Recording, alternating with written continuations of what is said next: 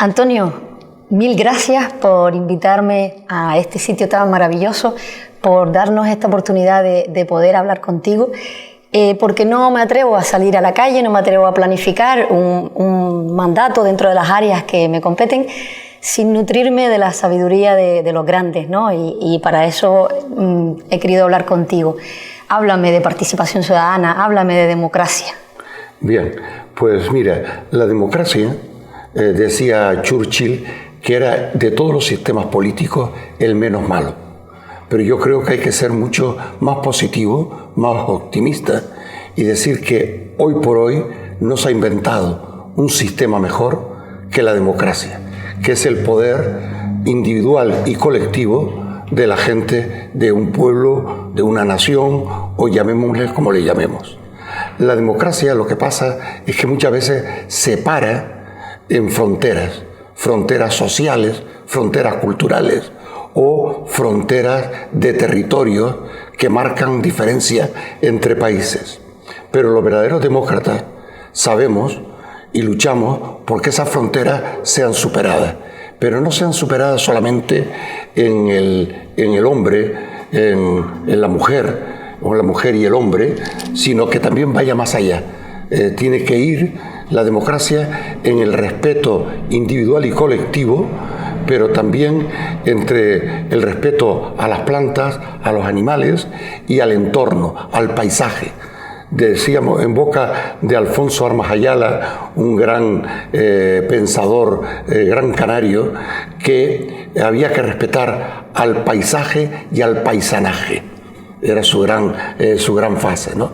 Pues bien, nosotros tenemos la posibilidad de ir por los barrios, por los pagos de nuestro municipio, que llegan casi a 70. Y cada vez que vamos a ellos, hablamos de varios temas. Uno es que ningún tiempo pasado fue mejor. Y cuando alguna persona mayor me dice, sí, porque antes, yo siempre le contesto, ¿ha visto usted en los últimos meses salir alguna cajita blanca hacia el cementerio de cerca de su casa? Ah, pues no. Bien. ¿Y en su infancia cuántas vio? Ah, prácticamente toda la semana. Pues entonces cualquier tiempo pasado fue peor. Y es verdad. Y también digo y comento muchas veces que pasan millones de años, Auri, y millones y millones de años para que naciera una Auri, o una Manuela, o una Andrea. No importa el nombre. Han pasado desde que el hombre es hombre, desde que el ser humano evolucionó en esta tierra, pasaron millones de años hasta que naciste tú, por poner un ejemplo, claro. Y vivirás un tiempo lo más posible, y después cuando te vayas no habrá, aunque pasen millones y millones de años, otra Auri. Por lo tanto, cada ser humano es como el carnet de identidad, es único e intransferible. Por eso cuando respetamos en democracia, no respetamos o no debemos respetar para ser respetados, sino porque estamos ante una obra maestra de la naturaleza que es irrepetible. De ahí que tengamos que ser consecuente con esa idea y valorar todo lo que hay sobre la tierra de igual manera. El ser humano, porque es ser humano, tiene más obligaciones que derechos, porque tú no le puedes pedir a una planta, a un mineral o al aire alisio que sopla esta mañana tan suavemente, que cuide y que proteja, pero a nosotros sí, porque somos los seres pensantes de la naturaleza. De ahí que tengamos que estar involucrados continuamente en estos menesteres, que es fomentar que la gente piense, que la gente ordene sus ideas, que la gente viva en una continua lucha por conseguir un estatus mejor de vida, y la única manera de hacerlo es vivir en democracia. La verdad que uno se queda maravillado escuchándote, Antonio. Es que es maravilloso me quedo a veces hasta sin palabras de solo de poder escuchar. Pero mira, eso no lo es porque haya ido a la universidad o porque el ayuntamiento me haya nombrado cronista. No, es porque soy hijo de comerciante y pasé muchos años detrás de un mostrador convenciendo para vender, porque si no vendía, no comía, ¿no? Entonces, yo creo que a veces cuando hablo, pienso que tengo que vender no telas, que era lo que vendía antes, sino una idea. Y que las ideas valen la pena cuando son ideas justas, ¿no? Yo siempre digo, yo respeto a todo el mundo por ser él. A sus ideas las respeto siempre que estén dentro de unas coordenadas realmente buenas, ¿no? Muy bueno. Yo podría respetar hasta, por poner el caso más extremo, hasta Adolfo Hitler. Como persona, lo que no puedo respetar es ninguna de sus ideas.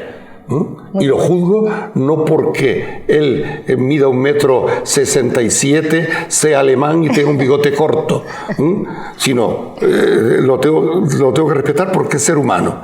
Y después las ideas las tengo que combatir con otras ideas y tengo que apartar del conocimiento de la gente esas aberraciones del ser humano que él predicó. Me encanta esa visión de la lucha se combate con la palabra, con ideas, ¿no? Sí, eso es esencial. Mira, la ciudad de Telde, que tiene más de 650 años, unos cuantos más, que es la más antigua del archipiélago canario, y es antigua por dos cosas. Primero porque aquí, en este solar patrio nuestro, que va desde el barranco de La Gotera, Marzagán, desembocadura del barranco de Ginamar, hasta Aguatona, y desde el Atlántico a la parte más alta de Telde, que está pues ya por arriba por la caldera de los Marteles, en este territorio patrio nuestro se desarrolló la vida de un pueblo, del pueblo aborigen, del pueblo canarí, y ellos hicieron un sistema no democrático, porque estamos hablando de un pueblo que vivía en la protohistoria, en el Neolítico, pero sí tenían un sistema en el que el faigán o faicán era, además de sumo sacerdote, juez y mediador entre los bandos y entre los litigios que podían, por intereses económicos, casi siempre tener unos y otros. Nuestra ciudad se basa en ese pueblo canarí, pero también en gente de Europa que vinieron en diferentes oleadas. Una importante fue la mallorquina, la que creó la ciudad europea que conocemos por Telde, que fue, entre otras cosas, la primera ciudad, como dije antes, del archipiélago y el primer obispado. Y después, más tarde, en 1483, cuando los castellanos terminan de conquistar la isla de Gran Canaria, se establecen en Telde pues gente de diferente procedencia, casi toda o en su mayor parte de la península ibérica. Pero voy a lo siguiente, fíjate qué suerte tuvimos. Parte del pueblo canarí, sobre todo mujeres y niños, sobrevivieron a la guerra de conquista. Vinieron gente de Europa, sobre todo en Telde, de la Baja Andalucía, de Huelva, Sevilla y Cádiz. Bueno, Sanlúcar de Barrameda, Moguer, sobre todo Moguer, Carmona, Écija, Jerez de la Frontera, etc. Pero también extremeños, burgaleses, vallesoletanos, vascos, gallegos. Y a todo eso se le suman gentes del África cercana, que es bien conocido que no vinieron libremente, vinieron como mano de obra esclava, tanto berberiscos de lo que hoy llamamos Sáhara Occidental y Marruecos, como negros de la costa occidental, de lo que recibe el nombre del Golfo de Guinea. Pues mete tú, pueblo canarí, europeo y africano, en una coctelera magnífica, muévela todo lo que pueda, 500 años moviendo esa coctelera y entonces nos sale el resultado de la población actual de Telde. Pero nuestra ciudad, en el año 60, 61, 62, vuelve a tener nuevas aportaciones que no paran. Gente de Montaña Alta de Guía, de Artenara, de Tejeda, de las dos Tirajanas, de muchos sitios, vienen a Telde y forma parte integrante de Telde. Por eso decimos en Telde, de Telde no es el que nace, es el que se hace, ¿no? Y Telde no es vivo en Telde, sino vivir Telde, sentirlo. Y la población de Telde tiene entre sus cosas más preciadas dos hitos históricos importantes. Aquí se creó la primera casa, el primer espacio para compartir las mujeres, que fue la Casa de la Mujer Isadora Duncal, en la antigua casa del médico y ginecólogo don Juan Castro, aquí en la zona de San Juan. La primera de toda España. Estaban en pañales en Cataluña, en el País Vasco, que parece ser zonas referenciales de democracia y de vanguardia, y ya en Telde se funda un espacio para que la mujer no solamente se reúna, sino para que luche no por los derechos solamente de la mujer, sino de toda la población. Y después también tenemos otros hitos históricos que fuimos adelantados, en este caso también unidos a Santa Lucía de Tirajana y a otros lugares, que fue el nacimiento de las asociaciones de vecinos. En cada fue un municipio que se mantuvo siempre en la vanguardia de los movimientos. Mira, aquí la gente no lo sabe, se plantó el primer tomate de toda Canarias. Fue un inglés, Mr. Blaze, que lo plantó en la zona a los pies de Tara, y tuvo su primer centro de empaquetado en un edificio que todavía existe hoy, al lado mismo del puente de los Siete Ojos, que hoy es propiedad municipal. Aquí fue donde primero se plantó la platanera de toda Canarias. Aquí surgió los primeros hidropónicos, esa forma de cultivar ahorrando al máximo agua también. Telde ha sido un referente en las vanguardias. Y lo que iba diciendo es que las asociaciones de vecinos movieron a esta ciudad hacia el futuro. Ganamos el futuro a base de que gente sencilla, algunas veces personas que estaban estudiando en Radio ECA, para poder saber firmar, para que no las engañaran cuando así trabajaban de aparceros en todos nuestros campos, ¿no? Y luchando, trabajando muchísimo. Las mujeres, los niños, los hombres, todos, porque todos trabajaban, lograron crear una ciudad de la que hoy disfrutamos, con todo lo que tengamos de problemas o hayamos tenido. Pero en Telde se ha dicho desde siempre, y con esto termino esta parte, que nuestros pollos de lucha canaria no iban para atrás ni para coger impulso. Entonces es bueno que tengamos esa visión de ciudadanos libres, plenos en derechos, pero en obligaciones, capaces de conquistar en cada momento el futuro. En Telde jamás le hemos tenido miedo al futuro. Mira, decía mi padre, que era muy buen orador y pensador, que solo tenía vértigo aquel que se empeñaba continuamente en mirar hacia abajo. Que el que mira hacia el frente o mira hacia lo más alto nunca padecerá de vértigo. Y esta ciudad lo que necesita es mirar al futuro y tener una ilusión puesta en el más allá. Si logramos cargar las pilas de esa manera, el vértigo se lo vamos a dejar para otros. Qué bueno. Ahora volvemos y retomamos esta historia viva, ¿no? Que es verte, es que eres un libro andante, de verdad que es precioso escucharte. Pero quiero también, quiero saber, ¿queda algo del Antonio niño? ¿Queda algo de esa infancia?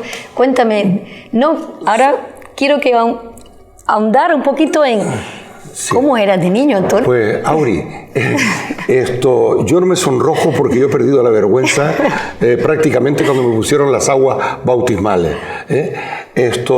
Mi padre me comentaba un poco antes de morir que a todos mis hermanos, éramos 6 en casa, le había pedido que antes de emitir un juicio, una opinión, contaran hasta 10. Y conociéndome a mí, me pidió, dice, tú mi hijo, cuenta hasta 100 y a ser posible cállate. Yo los juicios los he hecho políticos, lo he hecho por actuaciones laborales, pero jamás he hecho un juicio personal y menos hiriente. Yo creo que los juicios en general deben ser como la garbanza. Cuando tú te enteras de algo o quieres opinar sobre algo, pon en remojo la garbanza 24 horas y después dilo. Seguramente no errarás. Con respecto a cómo era yo, pues mira, yo era un niño que me gustaba mucho la calle. Mi generación, todos fuimos niños de la calle, porque la calle era el lugar, el espacio idóneo para jugar, para sociabilizarse, para marcarnos los ritmos de nuestra vida. Éramos niños que jugábamos, vivíamos, sentíamos, respirábamos la calle. En las casas se estaba lo menos posible. Lo menos posible. Se iba para las cosas que no te daban en la calle, que era el comer, el vestir, el asearte y algunas cosas más, pero había que vivir la calle. Yo recuerdo que cuando yo tenía 8 años, por el 63, por ahí, se abrió la ciudad de Telde completa en una zanja de 1,5 metros, 2 metros de profundidad, porque se colocó todo el servicio de cloacas de la ciudad. La ciudad era como Bosnia o Sarajevo, llena de trincheras, ¿no? Y jugábamos a la guerra real porque teníamos los espacios abiertos para correr por aquella zanja de metros y kilómetros de largo, donde podíamos jugar. Bueno, éramos niños, hijos del ambiente. Se iba al cine a ver películas de guerra y ahí se mataba hasta el apuntador, ¿no?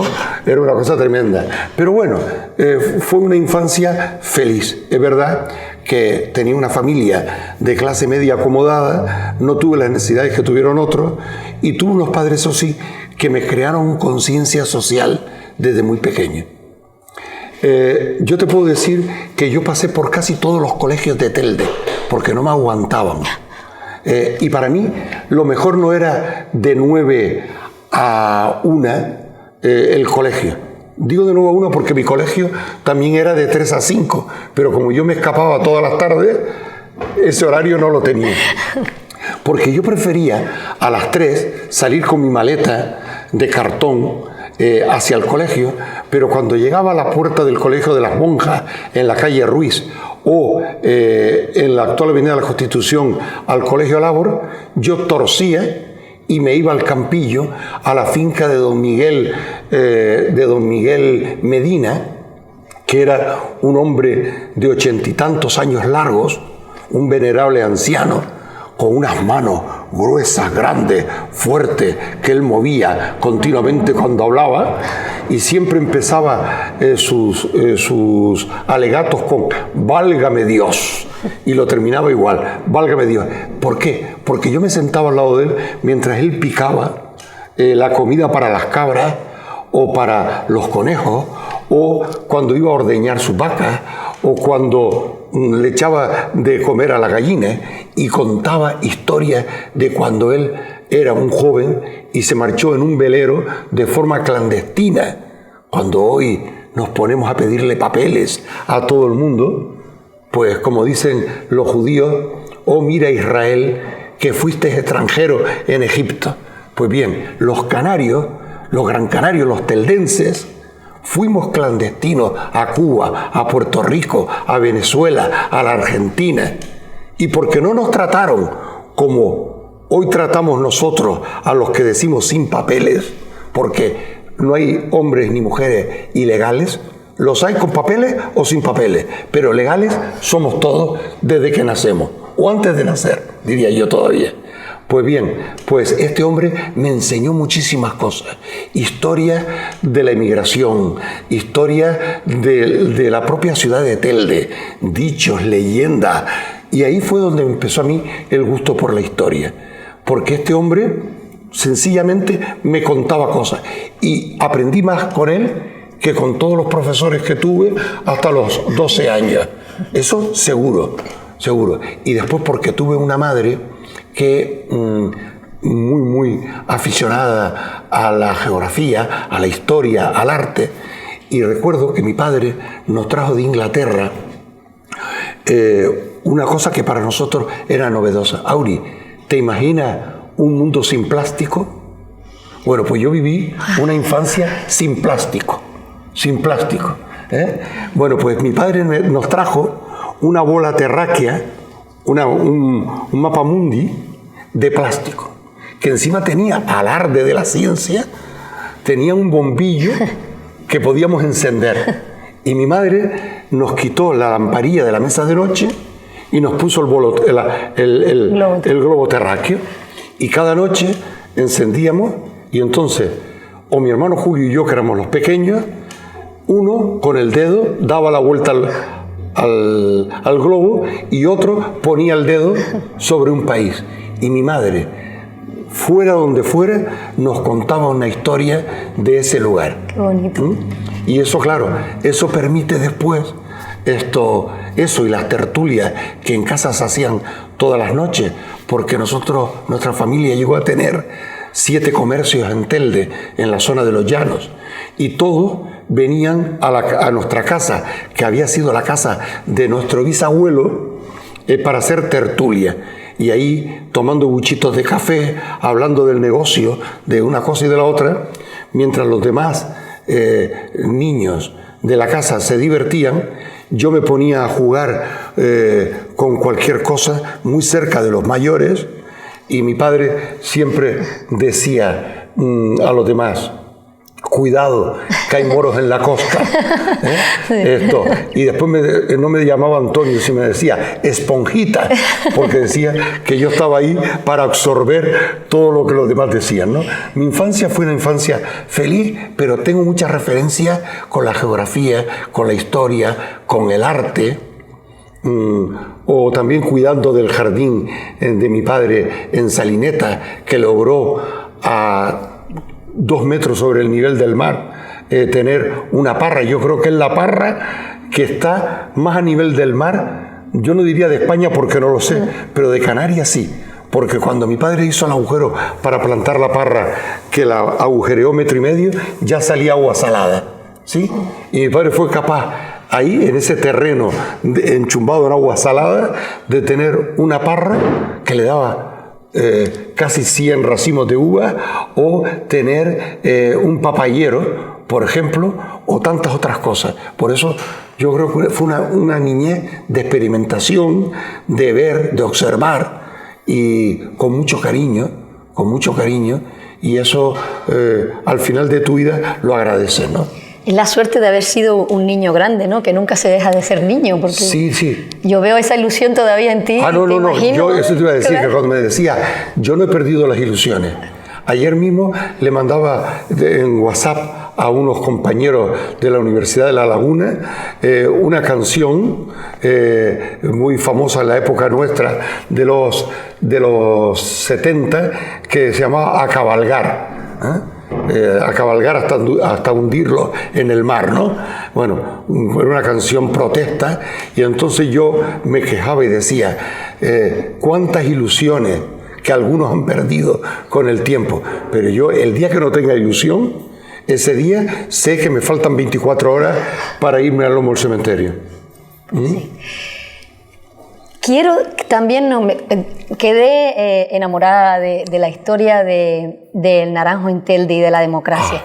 Cuando te escuché hace muy poco en la puesta en escena que hiciste en el gabinete del Corte Inglés, y en aquellas refundir todas aquellas poesías de poetas canarios en la mar, que me encantó, sí, como lo contabas, ¿no?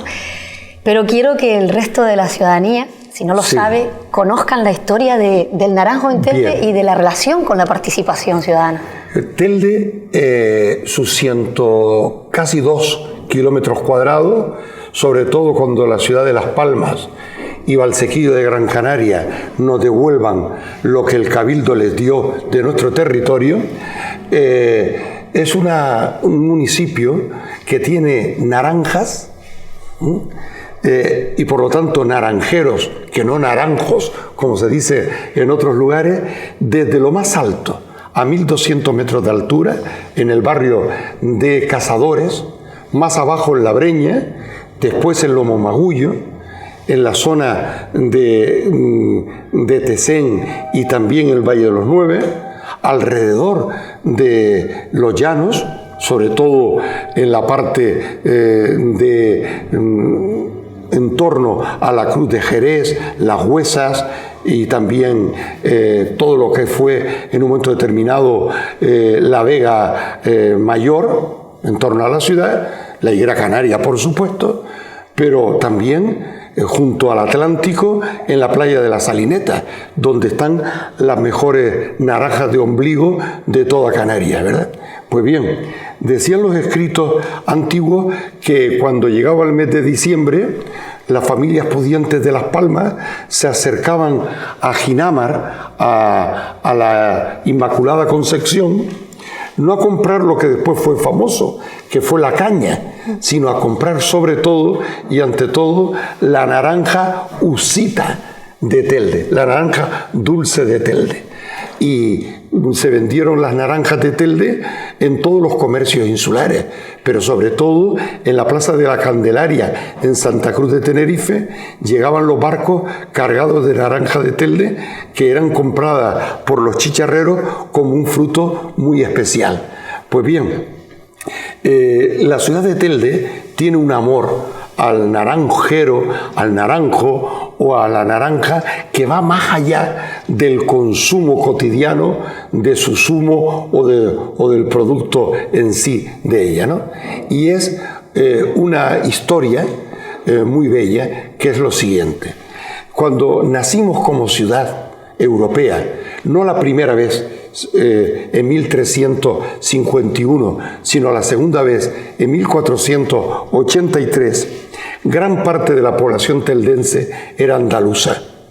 Y entonces, en las primeras calles que se abrieron en la ciudad, que hoy conocemos como calle Conde de la Vega Grande, calle antes de la Cruz, ahora Licenciado Calderín, antes calle Real, hoy calle Juan Carlos I, León y Castillo, esas calles fueron adornadas plantando cada 6, 7, 8 metros un naranjero. Naranjas agrias, de tal manera que el naranjo era bello, al pasar cerca de él, el naranjo a partir de los primeros meses del año ya suelta la flor y entonces el olor es extraordinario. Piensen en una ciudad donde pasaban por sus calles caballos, burros, camellos, ganado de todo tipo y dejando sus rastros. Por lo tanto, era bueno que algo oliese bien, ¿verdad? Y después, esto cuando salía el fruto, porque era la alegría ya del final del verano, el otoño y principio del invierno, ¿verdad? Bien, pues esas naranjas, en un momento determinado, a principios del siglo XIX, se pierden. Esos naranjeros se pierden, seguramente porque algún tipo de parásito ocupa sus hojas, quema el árbol y se pierde.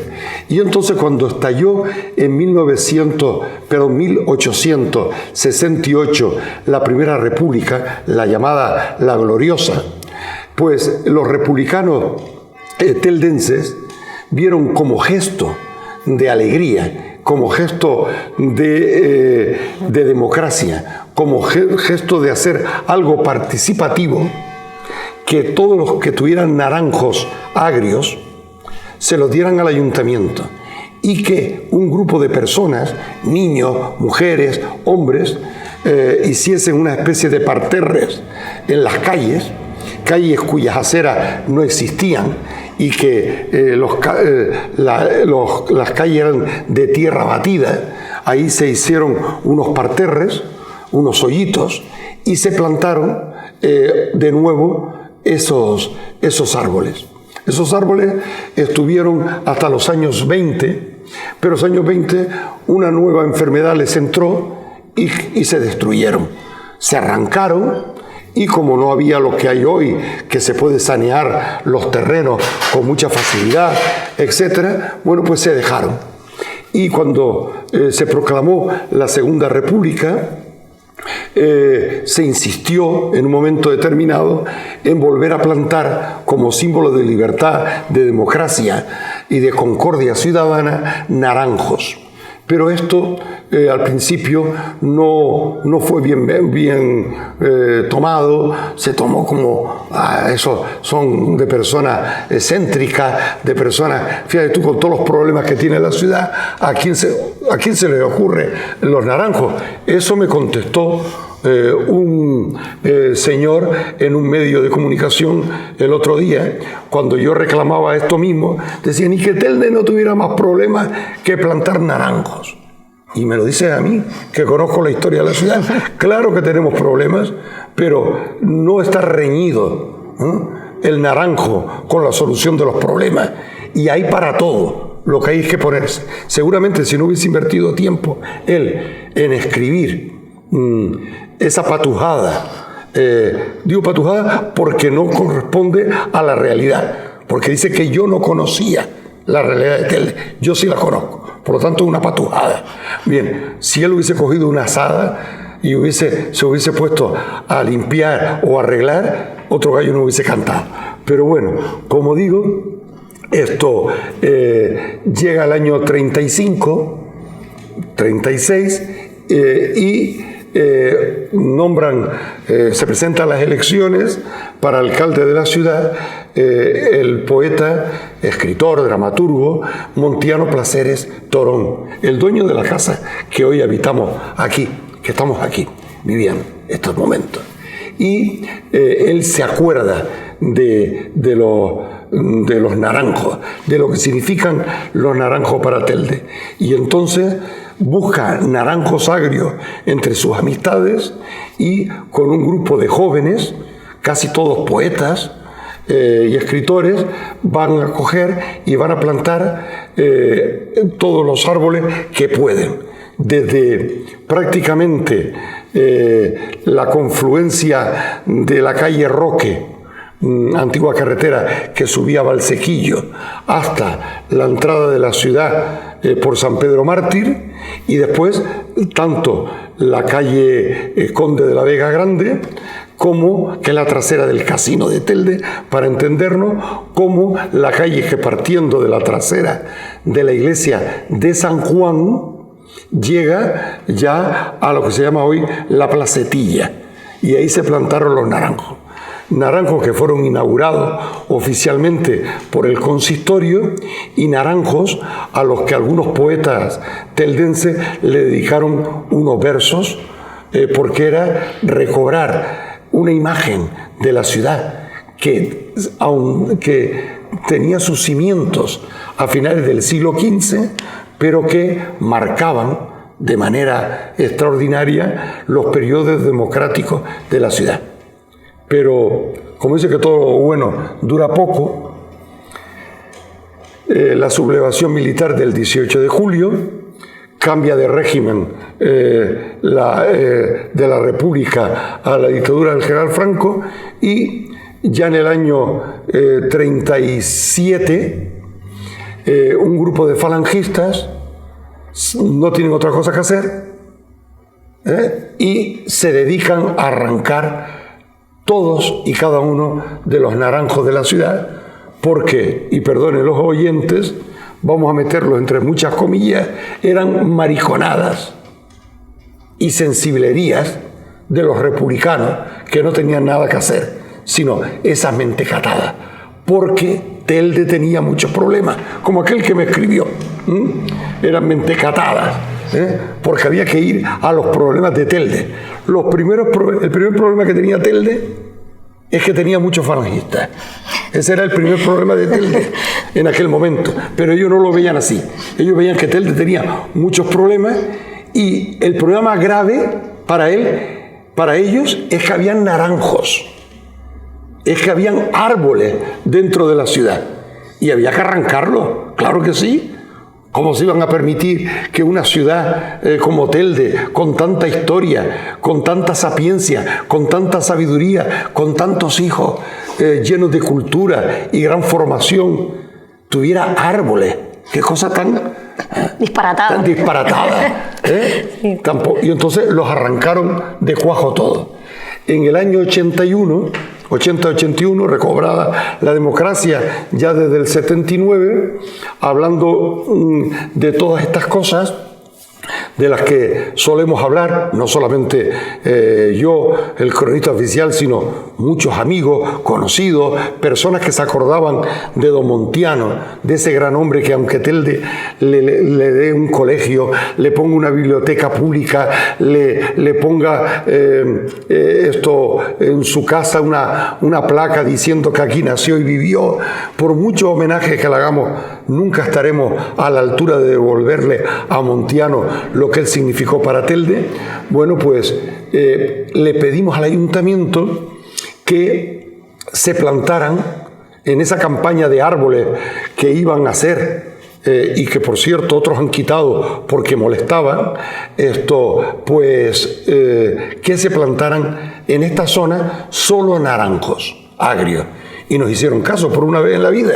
Algo maravilloso, extraordinario, porque yo muchas veces pienso, digo, si algo quieres que salga en Telde, no lo digas, Antonio, porque como Antonio González diga algo, ya están los enemigos del no para suspender en funciones. Pues bien, pues se plantaron los naranjos. ¿Qué ha pasado? El naranjo necesita una poda, y una poda especial.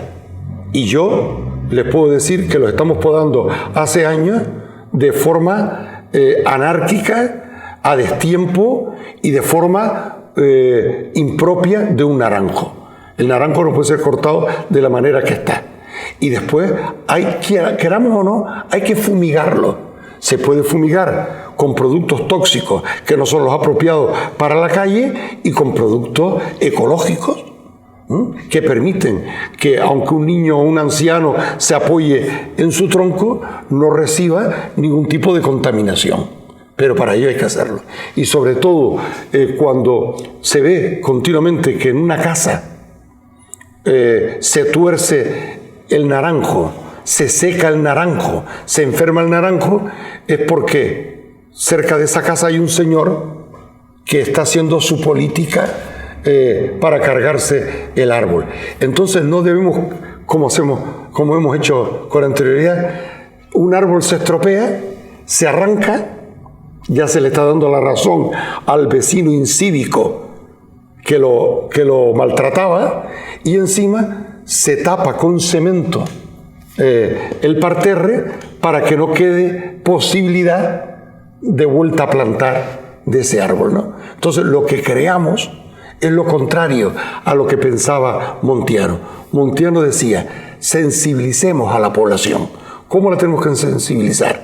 Pues con plantas, con animales, que aprendamos a convivir en un sitio lleno de naturaleza, rico, espacios ricos en naturaleza.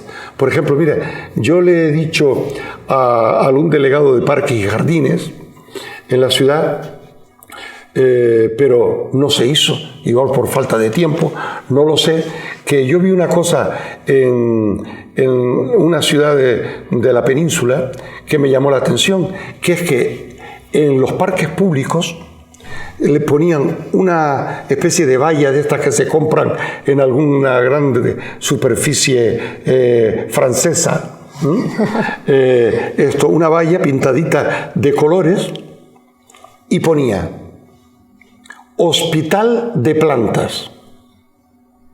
Y entonces las personas que tienen un helecho demasiado grande, una palmera que se le está secando, un poto que ya hay que podar porque ya y no lo quieren en su casa, o porque se cambian de piso y no tienen dónde meter la planta, o por lo que sea, por el motivo que sea, no tiran, como en Telde, las plantas al contenedor, sino se va al parque cercano y en el hospital de plantas o guardería de plantas se pone ahí, y esas plantas son las que le sirven a parques y jardines para, después de ser rescatadas, repoblar los parques y jardines del lugar.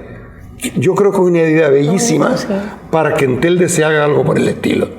Porque yo cuando muchas veces voy a tirar la basura y tengo la manía del reciclaje y voy poniendo en cada sitio lo que hay que poner, digo, ¿y la planta, que es un ser vivo? Porque no me sirve lo de orgánico, ni lo inorgánico, ni lo de plástico, ni lo de vidrio, ni lo de cartón. La planta es un ser vivo, pero además es un ser vivo que tiene un problema tremendo, un hándicap tremendo, que no tiene ni pies ni patas para correr cuando viene el ser humano. Entonces, o el ser humano hace por ella todo o no hace nada. Y aquí hace mucho tiempo que no estamos haciendo nada. Por lo tanto, yo creo que sensibilizar a la gente también. Sensibilizar a la gente porque el que ama un animal, el que sea, bueno, iba a decir un chiste, pero no lo voy a decir, lo digo después. El que ama un animal y ama una planta, seguramente le cuesta mucho menos amarse a sí mismo y amar a los demás. Fantástico.